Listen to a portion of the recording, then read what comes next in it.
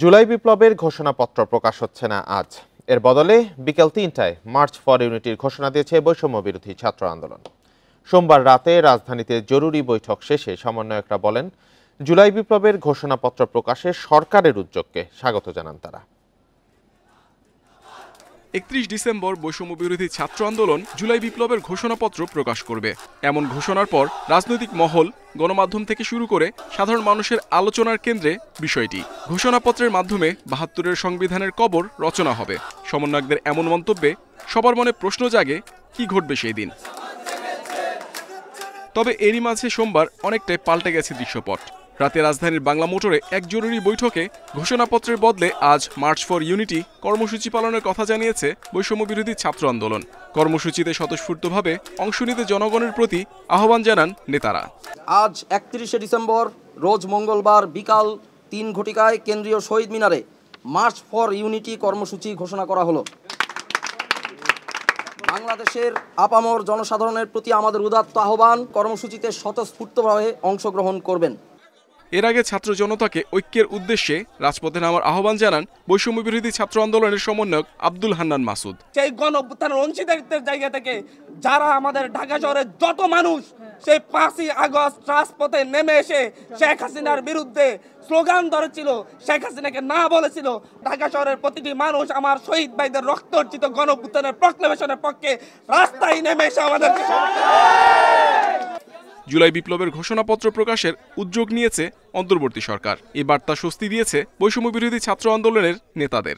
সরকারের এই উদ্যোগকে সাধুবাদ জানাচ্ছেন তারা। যে বৈষম্য বিরোধী ছাত্র আন্দোলন এই প্ল্যাটফর্মের চেয়ে রাষ্ট্র যখন এই দায়িত্বটি নিয়ে নেয়, অন্তর্বর্তীকালীন সরকার যখন এই দায়িত্বটি নিয়ে নেয়, আমরা আমাদের জায়গা থেকে এই বিষয়টিকে সাধুবাদ জানাই এবং স্বাগত জানাই।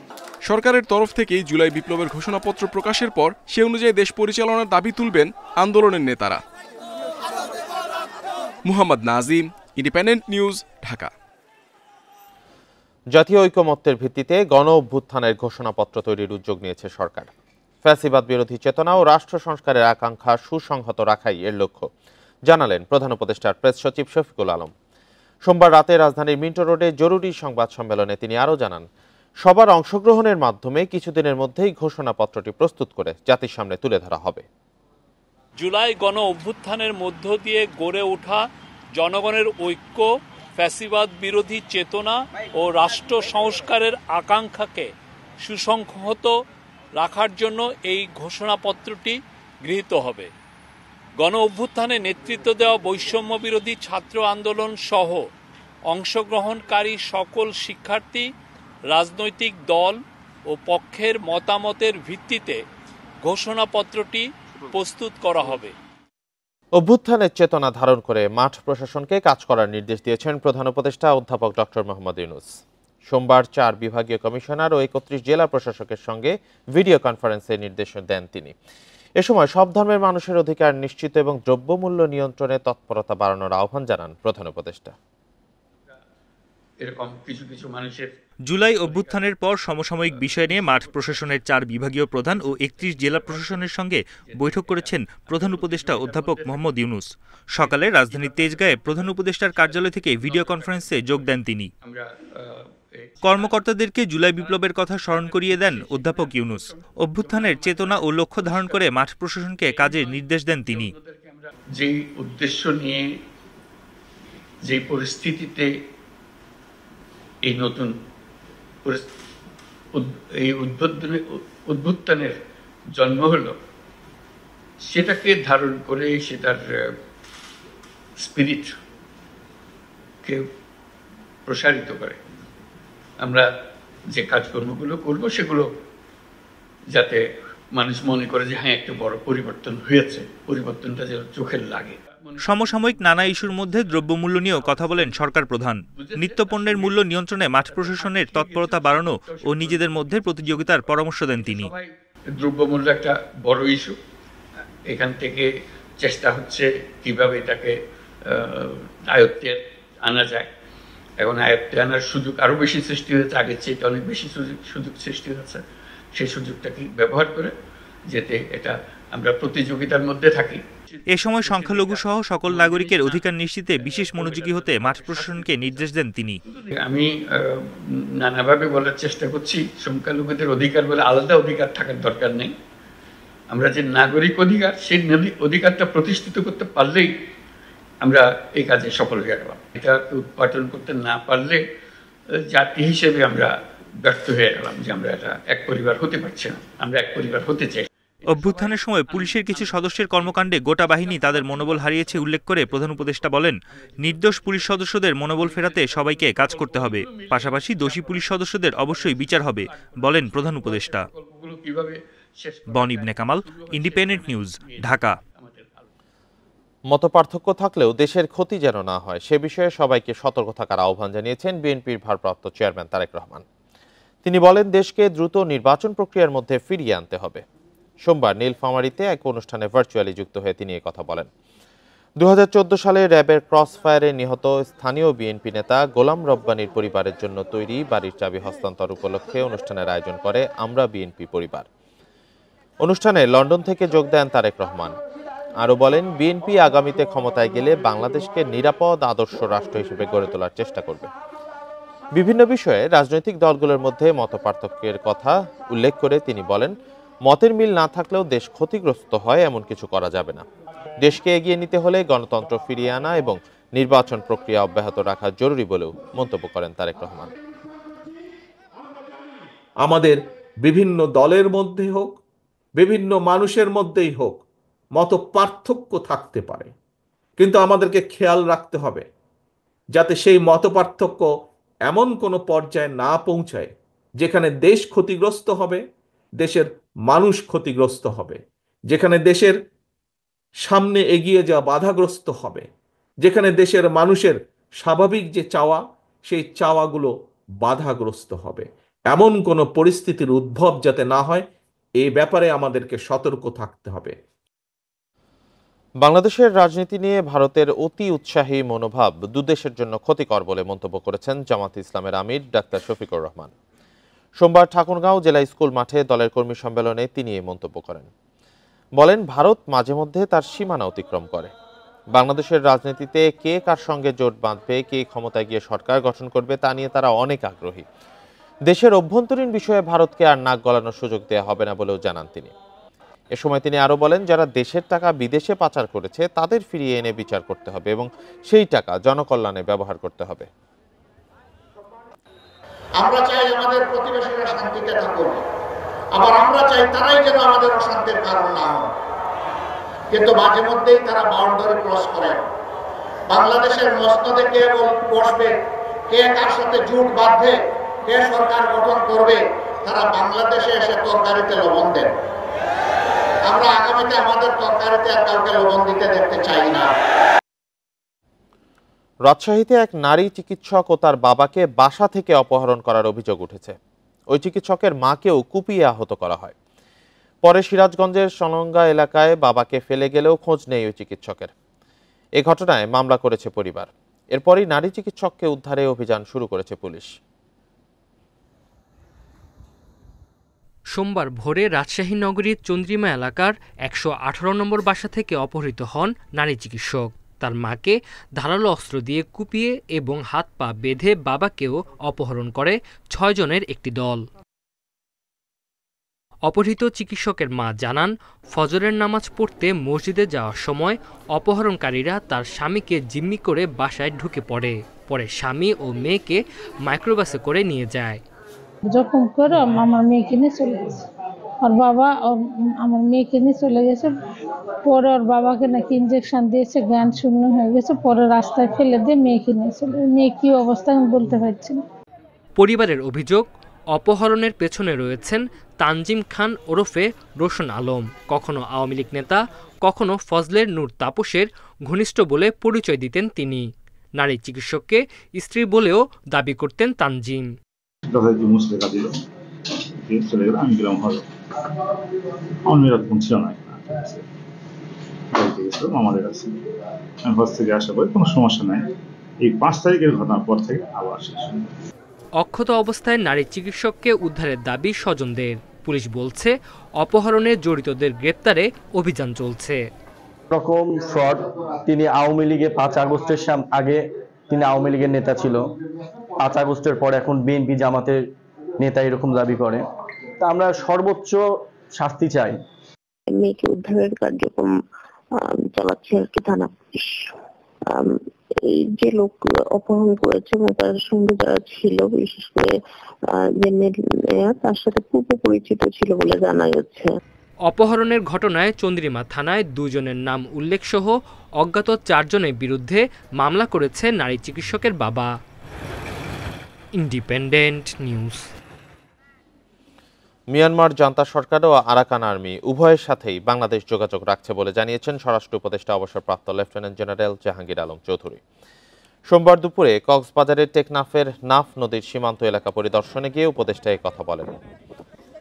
মিয়ানমার বাংলাদেশ সীমান্তকে অত্যন্ত গুরুত্বের সাথে দেখা হচ্ছে জানিয়ে স্বরাষ্ট্র উপদেষ্টা আরও বলেন, উচ্চ পর্যায় থেকে তদারকির জন্য এরই মধ্যে উপদেষ্টা মর্যাদায় একজনকে নিয়োগ দেওয়া হয়েছে।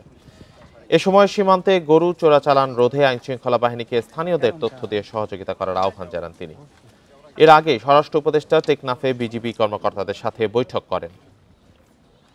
271 এই কিলোমিটার দেওয়া আমাদের বর্ডার, যেটা কিছুটা নদীপথ এবং কিছুটা স্থলপথে, এটা এখন পুরোটি আরাকান আর্মির দখলে আছে, কিন্তু দেশটা আবার মিয়ানমারের। এখন আমাকে দুজনের সাথেই একটা সম্পর্ক বজায় রাখতে হচ্ছে এবং দুজনের সাথে আমাকে একটা যোগাযোগ আছে। 43তম বিসিএসএ নিয়োগের জন্য জনপ্রশাসন মন্ত্রণালয়ের 15 অক্টোবরের প্রজ্ঞাপন বাতিল করা হয়েছে। কর্ম কমিশনের নতুন সুপারিশপ্রাপ্ত 1896 জন প্রার্থীকে সিভিল সার্ভিসের বিভিন্ন ক্যাডার পদে নিয়োগ দেওয়া হয়েছে। সোমবার নতুন প্রজ্ঞাপনে বলা হয় 2064 জনকে নিয়োগ দেওয়া হয়েছিল, সেখান থেকে বাদ পড়েছেন 168 জন। এতে প্রশাসন ক্যাডারের 26 জন, পররাষ্ট্র ক্যাডারের 3 জন ও পুলিশ ক্যাডারের 8 জন বাদ পড়েছেন। তাদের নিয়োগের জন্য গত বছর 26শে ডিসেম্বর সুপারিশ করেছিল সরকারি কর্ম কমিশন। এর আগে 15 অক্টোবর যে প্রজ্ঞাপন প্রকাশ করা হয় সেখানে বিভিন্ন ক্যাডারে বাদ পড়েছিলেন 99 জন। সব মিলিয়ে 43তম বিসিএস থেকে বাদ পড়লেন মোট 267 জন।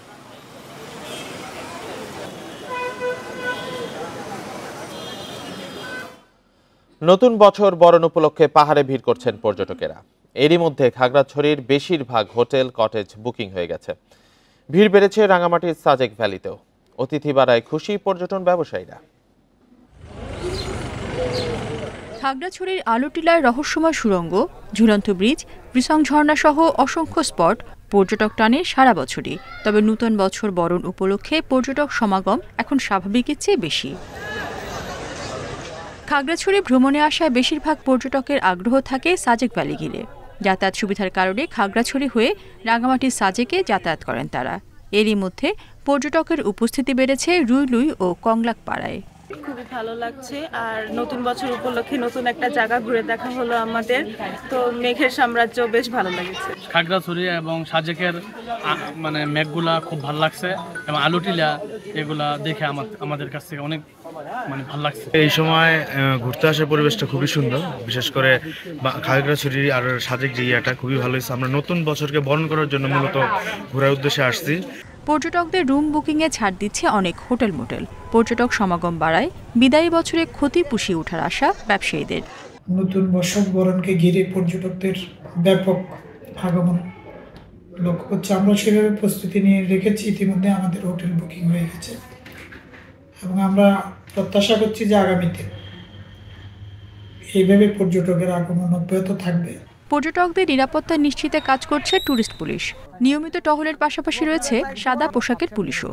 খাগড়াছড়ি যতগুলো পর্যটন কেন্দ্র রয়েছে তার মধ্যে আলুটিলা, তারপর এই জেলা পরিষদ পার্ক, এগুলো হচ্ছে যে কি মেইন। এর বাইরেও আমরা পর্যটকের আনাগোনার উপর ভিত্তি করে মায়াবিনী লেক, দেবতা পুকুর এই ধরনের জায়গাগুলোও যাচ্ছি।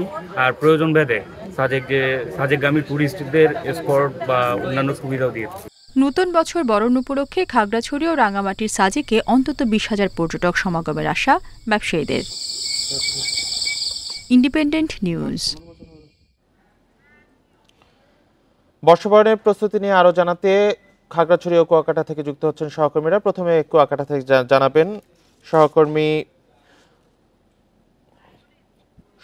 খলিল। কুয়াকাটায় পর্যটকদের সমাগম কেমন এবং বর্ষবরণের প্রস্তুতি তারা কেমন নিচ্ছেন? পর্যটকদের কোনো অভিযোগ আছে কিনা? একই স্থানে দাঁড়িয়ে উপভোগ করা যায় সূর্যাস্ত সূর্যোদয়। তাই কুয়াকাটা সমুদ্র সৈকতে মানুষের কাছে এত আকর্ষণীয়। বছরের শেষ সূর্যাস্ত বিদায় জানাতে, নতুন সূর্যোদয়কে স্বাগত জানাতে কুয়াকাটা সমুদ্র সৈকতে হাজারো পর্যটকের ভিড় জমেছে। গতকাল বিকেল থেকে এই সকল পর্যটকরা আগমন ঘটে। তবে বিগত বছরগুলোর তুলনায় এবছর আশানুরূপ পর্যটকের আগমন ঘটেনি জানিয়েছেন ব্যবসায়ীরা। আমি এখন দাঁড়িয়ে আছি কুয়াকাটা সৈকতের জিরো পয়েন্টে। কিছু আগে এখানে ব্যাপক পর্যটকের আগমন লক্ষ্য করেছিল। এখন সকালের নাস্তার সময় হওয়ায় অধিকাংশ পর্যটক ফিরে উঠেছেন। এখানকার হোটেল ব্যবসায়ীদের সাথে কথা হয়েছে, তারা যেটা জানিয়েছেন অধিকাংশই তাদের কক্ষ বুকিং হয়েছে। বিকেল থেকে আরো পর্যটকের সংখ্যা বাড়বে।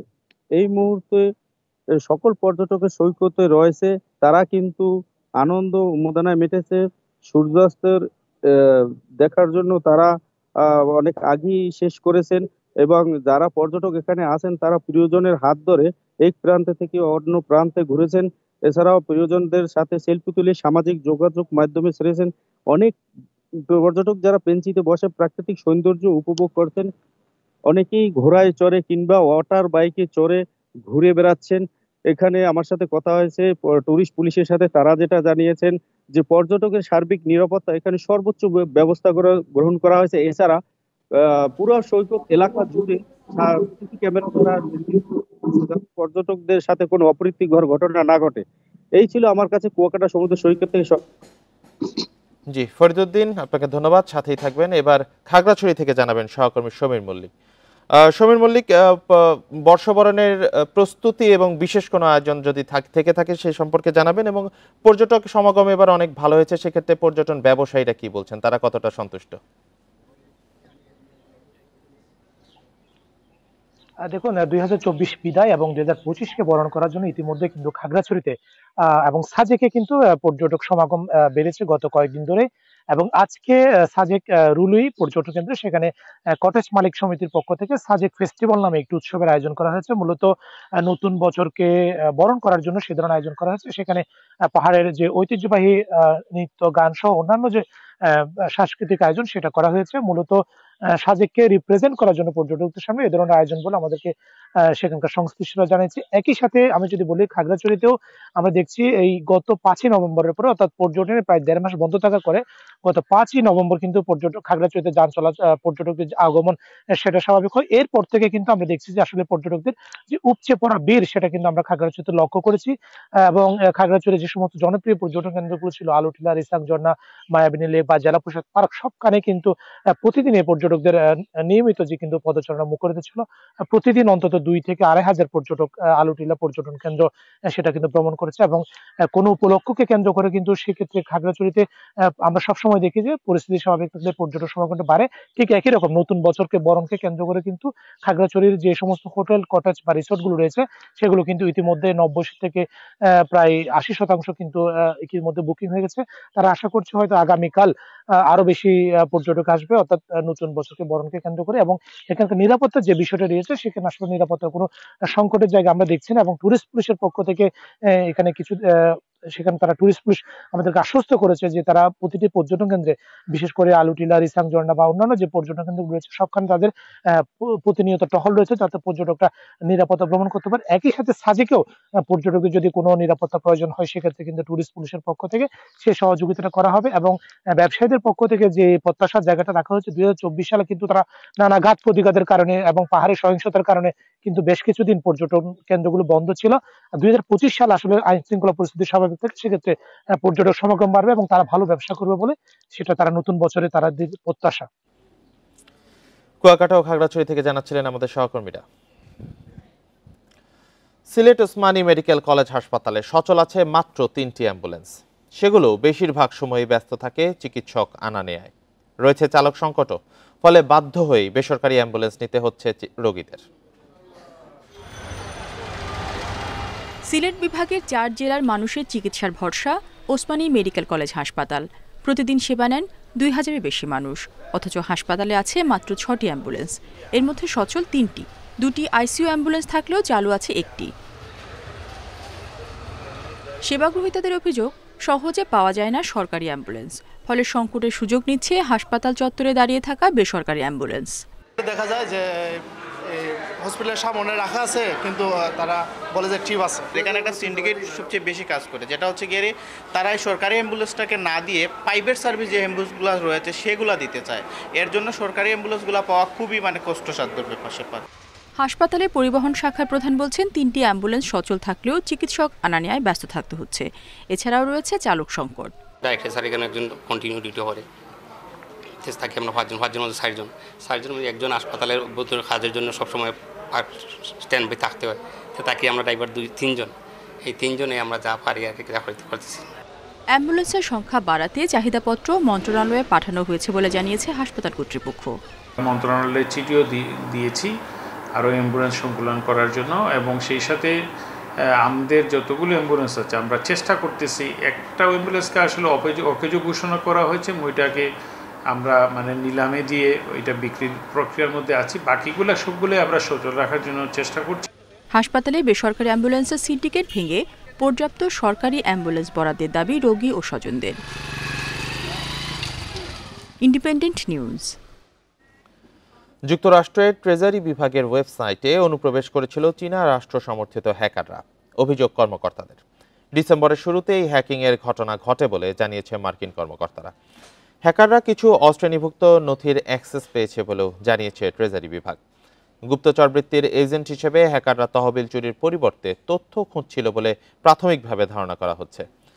বেয়ন্ড ট্রাস্ট নামে একটি গোষ্ঠীর বিরুদ্ধে হ্যাকিং পরিচালনার অভিযোগ উঠেছে। এ বিষয়ে তদন্ত করতে ট্রেজারি বিভাগকে সহায়তা করছে মার্কিন কেন্দ্রীয় গোয়েন্দা সংস্থা FBI। তাছাড়া আগামী 30 দিনের মধ্যে মার্কিন আইনজীবীদের কাছে ঘটনার বিস্তারিত তথ্য তুলে ধরবে ট্রেজারি বিভাগ। এদিকে হ্যাকিংয়ের অভিযোগটি ভিত্তিহীন বলে দাবি করেছে ওয়াশিংটনে চীনা দূতাবাস কর্তৃপক্ষ। আর এই ছিল সংবাদে, ধন্যবাদ সবাইকে।